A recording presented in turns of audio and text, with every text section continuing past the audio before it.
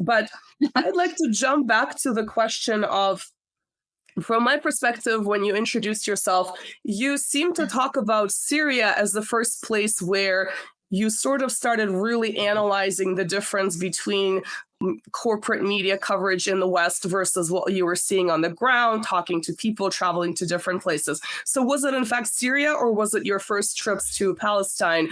Because you said you also listened to this Canadian news station initially as your introduction to politics. Was that the first time, or was it specifically Syria? Was it kind of like a gradual process where things started clicking eventually?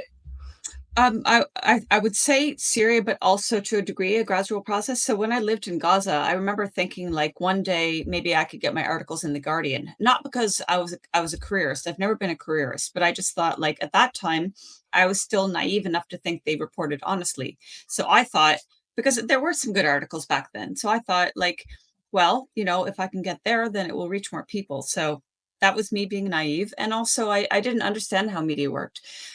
So I started gradually during my years in Gaza. I started to realize, wait a second, like why, okay, so in 2009, CBC interviewed me. That when they rang me up, they said something like, we would like to interview you next week. And I remember saying something like, why not now? I'm here right now. Because, I was going back and forth from northern Gaza, where I was with the paramedics in their ambulances, to one of the functioning media buildings, which, by the way, was bombed at one point when I was in it. I was giving an interview to RT of all channels. It was my first interaction with RT, and it was shelled, I forget, 7 or so times by tank shelling. And we scrambled down from the 12th floor, I think it was, down to the ground. Anyway, it wasn't, I think when I was replying to CBC, I was making the point, people need to hear, well, at least what I'm saying now. Why wait another week? But the reason they waited another week, and I didn't know it at the time, was that they wanted to have a balanced interview and they wanted to have a Canadian on the other side. It didn't work out to be balanced because that person gave an interview where he was basically talking about sunbathing and drinks and stuff. And I was talking about nowhere was safe, no bomb shelters. So, but, I didn't know that at the time. In 2012, they actually interviewed me again during the November war. And I was in central Gaza at that time. And after that, of course, they never reached out to me. So I started gradually to understand they wouldn't, because they have a narrative to sell, and things I was saying didn't meet their narrative. But it was in Syria. Yeah, before I went to Syria, I was actually more aware, finally, of how the media worked. But then, again, as I think I said earlier, like I would be in somewhere like Aleppo, and I'd be seeing one reality, and then they'd be reporting a different reality. Or like if you go to Syria, I used to say, if you spend 5 minutes there. So I do speak Arabic, colloquial Arabic, not classical Arabic. So I can interact with the people, and you spend just a little bit of time there. And unless you're in a really sectarian area that's been, mind warped by the Gulf states, most people will say they love and respect their president. It's just a fact. It doesn't mean you have to, but it's just a fact. And so, the combination of the way the media was saying this is a civil war and it was Sunni versus Shia and all that stuff, that wasn't the truth. And in fact, Aleppo was a prime example of that, because it was, I don't know the percentage, let's say 90% Sunni Islam in Aleppo. And they rejected what the West was calling a revolution. They didn't want any part of it. It was hurled upon them. So I was seeing, Aleppo, which I went to 4 times in 2016 before it was liberated, and it was being shelled just like Damascus was. And then I was in the States. I was in New York at the end of 2016 doing I don't remember how many cities speaking tour, talking about what I'd seen. And, I don't like watching television, but their TVs were on. There was CNN or Fox talking about how Aleppo fell. And I was just like, you're crazy. You have no idea. Like literally people there are being oppressed by Al-Qaeda. They're being bombarded and all these nasty things that I will not say, but you can imagine, by these different factions. And they actually, contrary to the media reporting, they had endured long months and months of starvation and siege due to these factions. And finally, women could walk in the streets, people could walk in the streets without fear of being sniped or otherwise. And yet Western media was saying it fell. And, they just went on. And the other thing was they kept pushing this narrative that it was a peaceful protest and peaceful revolution. And it wasn't.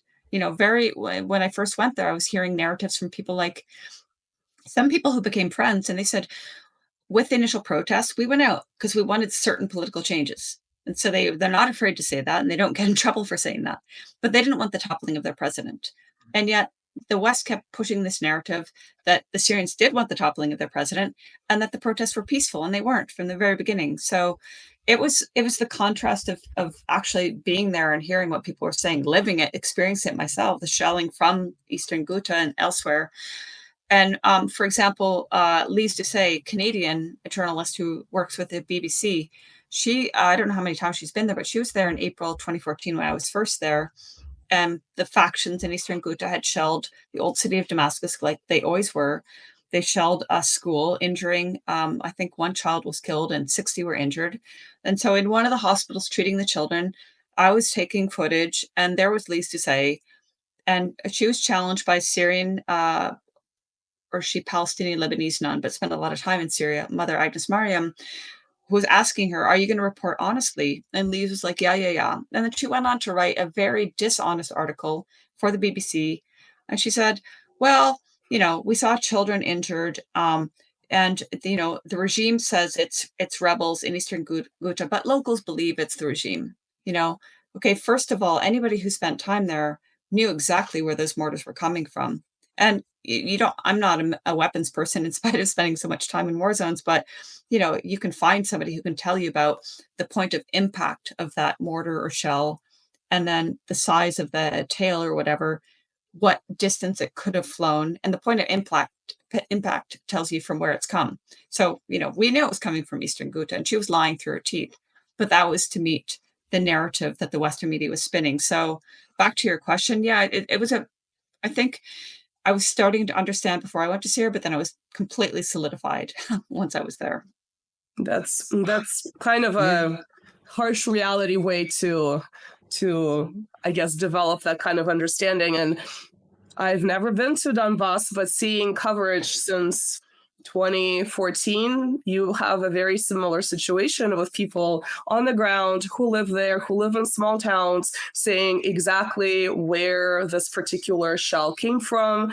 They're so used to hearing them. There is sort of a certain level of desensitization, unfortunately. And the way that the media in the West would then report on it was very, very much contradictory, because the people there who live there knew exactly who was shooting at them. And then, of course, you also have a lot of passive voice headlines like bombs fell, children died, but there's no culprit mentioned if it challenges the dominant narrative. So I think once you're sort of tuned into these little tricks of manipulating language, even though technically it's not incorrect, it's just, censorship through omission and manipulation through omission and using a particular type of voice instead of the active voice, then you really sort of get to understand what's going on. Marcelo, let's have you ask the question, and then I have another question. No, it's not. It's just a jump in to phrase that, as she mentioned about RT. I have never been to RT or mainstream media, but when, I've been giving some interviews in the Iranian TV, and they basically write to me like, I don't know, perhaps in the best case scenario, 4 hours before. We're going to be there in 4 hours. And they go in when God decides, and they never tell you anything. Perhaps they're going to tell you, we are going to talk about this subject, and just the subject. And you go live, you have no idea what the questions are going to be. You have no idea. You have not talked to anyone about that. And that's it. And as you mentioned, we had Larry Johnson. Larry Johnson was here yesterday as well on my channel. And this last week, he also talked about this in several outlets like Judge Napolitana and also in RT, if I'm not mistaken. And he confirmed the same thing. These outlets, they call you. We're going to do an interview. This is the subject. We will not combine anything beforehand, and I'm not a big shot to give huge interviews. I just these cases, and that's basically it. Just so people understand that, yeah, that's the tyrant what's it called, regimes, they don't ask you questions. They don't tell you what to say. They just leave you, just say whatever you have to say when I ask. And, that's it. While the beautiful democracy, I don't have to complete the phrase. I think everybody understood. I just wanted to jump in to, reinforce what you just said. I think it's important people to understand. Mm-hmm.